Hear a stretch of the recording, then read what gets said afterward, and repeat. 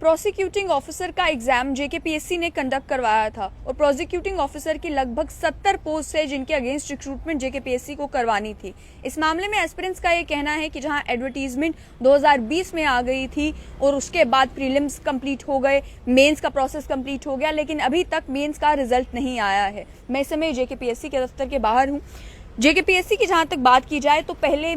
Prosecuting officer का mains का जो एग्जामिनेशन होना था वो दिसंबर के महीने में होना था, लेकिन उस समय एस्पिरेंट्स ने क्योंकि प्रोटेस्ट किया और उन्होंने ये कहा कि इस समय जहां कोविड के केसेस बढ़ रहे हैं, इस समय ये एग्जाम नहीं होना चाहिए, खासतौर पर मेंस का एग्जाम जहां पर लगातार बच्चों को एक के बाद एक एग्जामिनेशन के लिए बैठना पड़ेगा। इसके चलते फैसला लिया था जेकेपीएससी ने कि एग्जाम को पोस्टपोन किया जाएगा। उसके बाद फरवरी मार्च के महीने में ये मेंस के एग्जामिनेशन कंडक्ट किए गए और जब एग्जामिनेशन हुए उसके बाद भी कुछ एस्पिरेंट्स ने हंगामा किया कि कुछ क्वेश्चन जो आए थे वो आउट ऑफ सिलेबस आए थे, या उसके अलावा ये कहा गया कि कुछ ऐसी ऐप्स भी अवेलेबल है जिनके ऊपर पूरा का पूरा क्वेश्चन पेपर जो है उन लोगों को अवेलेबल मिल रहा था। इसके साथ साथ में कुछ बच्चे जो है, कुछ एस्पिरेंट्स वो कैट के पास चले गए अपनी शिकायत लेके।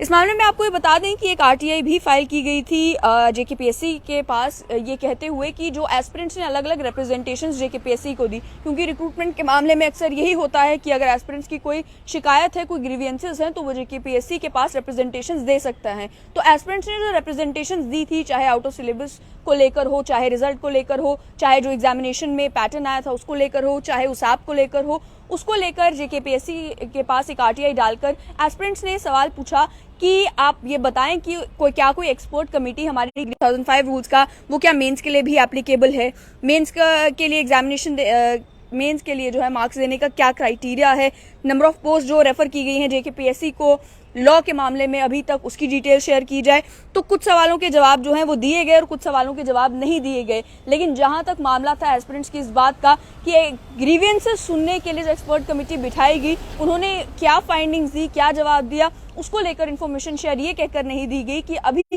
कि 4 हफ्तों के अंदर अंदर आप रिस्पॉन्स फाइल करें, अगर कोई रिजॉइंडर है वो 2 हफ्तों के अंदर अंदर फाइल करें, और क्लियर कर दिया गया कि इसके बाद कोई एक्सटेंशन नहीं दी जाएगी। तो ये मामला था 17 मई 2022 का। उसके बाद से 4 हफ्ते भी गुजर चुके हैं, लेकिन उसके बावजूद भी एस्पिरेंट्स का ये कहना है कि जेकेपीएससी कैट के सामने भी कोई रिप्लाई फाइल नहीं कर रही।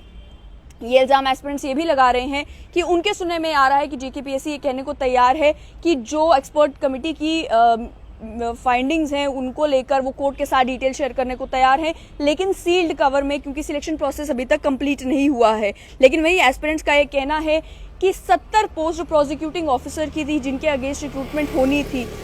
अगर रिक्रूटमेंट और डिले होती है उसका नतीजा ये निकल रहा है कि अलग अलग कोर्ट्स में जो वैकेंसीज हैं ये प्रोसिक्यूटिंग ऑफिसर की, उसकी वजह से लोगों को परेशानी आ सकती है। यहाँ एक तरफ मामला एस्पिरेंट्स के करियर का भी है और दूसरी तरफ ये भी है कि इन प्रोसिक्यूटिंग ऑफिसर्स की जरूरत सिस्टम को है, इसी वजह से रिक्रूटमेंट की जा रही थी। कई सारे वैकेंसीज अभी भी हैं और उन वैकेंसीज को फिल करने के लिए जब तक रिक्रूटमेंट पूरी नहीं होगी तो किसी को लगाया नहीं जा सकेगा। तो एस्पिरेंट्स जो हैं वो ये कह रहे हैं कि जल्द से जल्द जेकेपीएससी को या तो रिजल्ट निकालना चाहिए या कम से कम कैट के सामने रिप्लाई फाइल करना चाहिए। रिजल्ट को लेकर भी जो मैंने पूछा एस्पिरेंट से, उनका ये कहना है कि अभी तक कैट ने कोई स्टे नहीं लगाया है कि रिजल्ट निकालने के ऊपर या लिस्ट निकालने के ऊपर। तो इसी के चलते एस्पिरेंट्स की यहाँ एक तरफ ये भी डिमांड है कि जो उनकी ग्रीवियंसेस थी एक सिलेबस के मामले में या एग्जामिनेशन के मामले में, उन ग्रीवियंसेस को भी रिड्रेस करना जेकेपीएससी का काम है। वहीं एस्पिरेंट्स इस बात से हताश हैं कि आखिर जेकेपीएससी अगर एक प्रेस्टिजियस रिक्रूटमेंट बॉडी है तो वो कैट के सामने आके अपना पक्ष क्लियर क्यों नहीं कर रही, क्यों नहीं बता रही कि अगर एग्जामिनेशन बिल्कुल फ्री एंड फेयर मैनर में हुआ है, अगर जो क्वेश्चन पेपर सेट किया गया था वो बिल्कुल ठीक तरीके से सेट किया गया था, अगर किसी किस्म की भी कोई कोताही नहीं बरती गई है, तो कैट के सामने रिप्लाई फाइल करने में इतना समय आखिर क्यों लग रहा है। यही मैं आपको ये भी याद करा दूं कि लॉ डिपार्टमेंट ने भी जो है एक